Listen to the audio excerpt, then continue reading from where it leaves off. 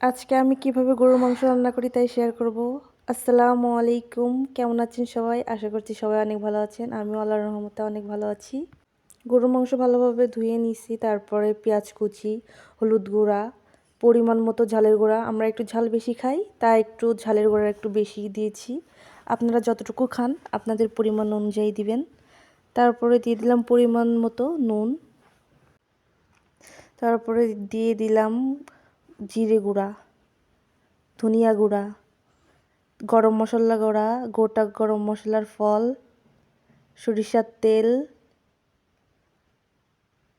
Soybean তেল দিলাম। 2 রকম তেলই দিছি, কারণ 2 রকম তেল দিলে, বিশেষ করে গরুর মাংসে সরিষার তেল দিলে একটু স্বাদই অন্যরকম আসে। তারপরে সব কিছু একসাথে ভালো করে সুন্দর করে মাখায় নিব। মাখায়ে 30 মিনিট মতো রেখে দিব।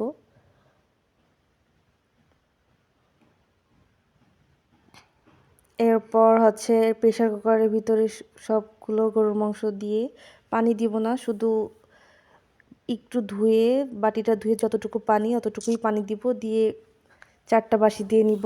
যেহেতু রাত্রেবেলা রান্না করছি, তাড়াতাড়ি রান্না করতে হবে, তাই তাই প্রেসার কুকারেই দিয়ে নিলাম। এরপরে হচ্ছে একটু নামিয়ে কষিয়ে আলু দিয়ে দিলাম, তারপরে কুচিয়ে রাখা টমেটোগুলো দিয়ে দিলাম, দিয়ে ভালো করে কষিয়ে নিব। নিয়ে তারপরে হচ্ছে আরেকবার ঢেকে দিব।